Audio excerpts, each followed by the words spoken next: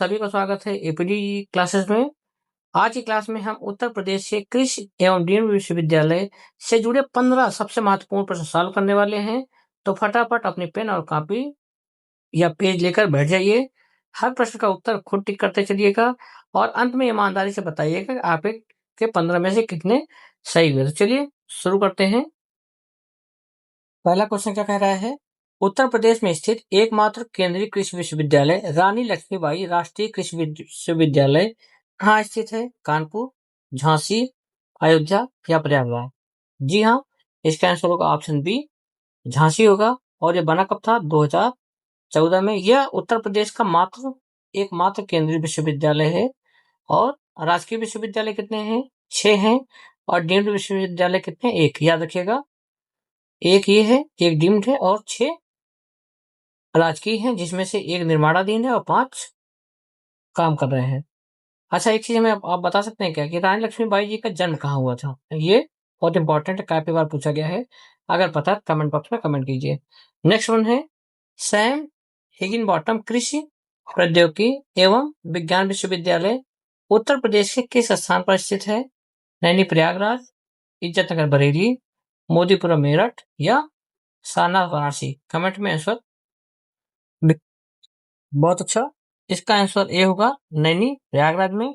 इसकी स्थापना कब हुई थी? 1910 में हुई थी, लेकिन 1916 में इसे राजकीय डीम्ड विश्वविद्यालय का दर्जा मिल गया था। काफी इंपॉर्टेंट, इसको आप याद रखिएगा।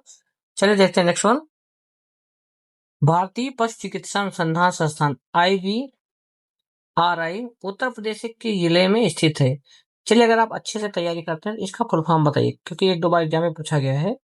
इसको बताइए, ये किस जिले में स्थित है? लखनऊ, बांदा, बरेली, इज्जतनगर या कुशीनगर? तो थ्योरेटिकल क्लास में क्या बताया गया था कि पशुओं की देखभाल करके, चिकित्सा करके मनुष्य ने अपनी इज्जत बचा ली है। चलो आप जानवरों के बारे में कुछ सोचते हैं। तो ये कहाँ पे है? बरेली है, इज्जतनगर। चलिए नेक्स्ट वन देखते हैं। चंद्रशेखर आजाद कृषि एवं प्रौद्योगिकी विश्वविद्यालय की स्थापना किस वर्ष हुई थी?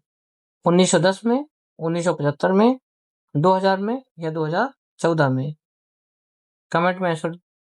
जी हाँ, इसका आंसर क्या हो जाएगा? 1975 में। इसी के साथ साथ एक विद्यालय आपका और है, अगर आपको याद हो, आचार्य नरेंद्र देव कृषि एवं प्रौद्योगिकी विश्वविद्यालय, जो कि कहाँ है? कुमारगंज। और कुमारगंज कहाँ आता है? अयोध्या या फैजाबाद के अंतर्गत। इसकी भी स्थापना कब हुई थी? 1975 में, मतलब 1974 में नींव पड़ी थी, 75 में बना था। तो 75 याद रखिएगा। किसका? चंद्रशेखर आजाद प्रौद्योगिकी कृषि विश्वविद्यालय और आचार्य नरेंद्र देव कृषि विश्वविद्यालय, दोनों का स्थान, और ये भी याद रखिएगा। चलिए नेक्स्ट वन देखते हैं। उत्तर प्रदेश के कुशीनगर में वर्ष 2024 में किस नए राजकीय कृषि विश्वविद्यालय की स्थापना का प्रस्ताव कार्य शुरू किया गया है? महात्मा बुद्ध कृषि एवं प्रौद्योगिकी विश्वविद्यालय, क्योंकि आप देखिए यहाँ कुशीनगर लिखा है, तो इससे रिलेटेड महात्मा बुद्ध जी हैं। तो इसका ऑप्शन कौन सा? ऑप्शन ए ही या हो जाएगा, इसको याद रखिएगा।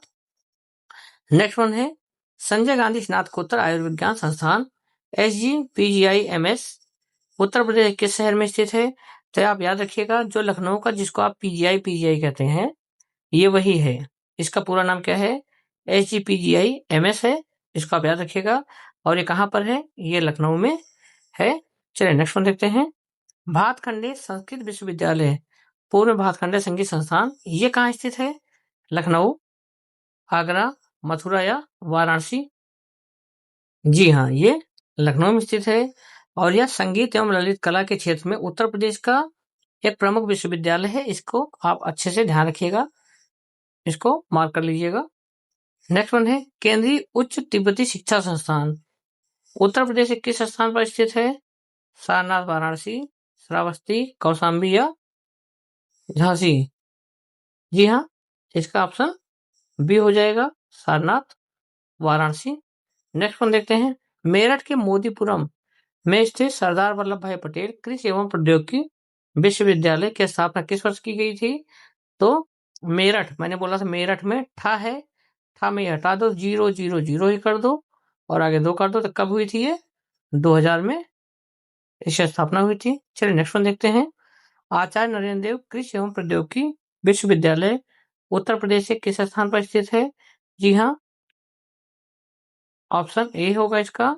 इसके साथ अयोध्या में, और कब हुआ था ये? 1975 में। 1974 में क्या हुआ था? इसकी नींव पड़ी थी।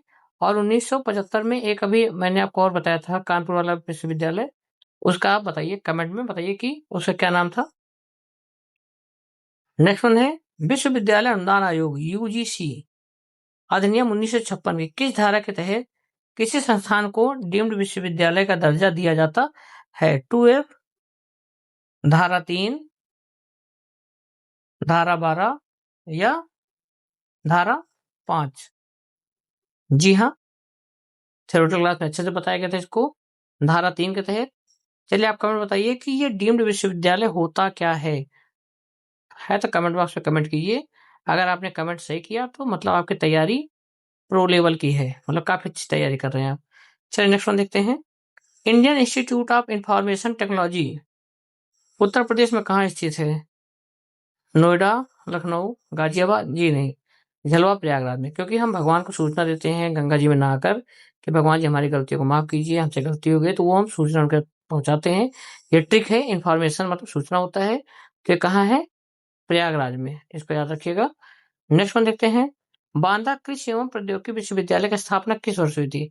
बांदा दा से होता है 10, तो ये कब होगा? 2010 में होगा।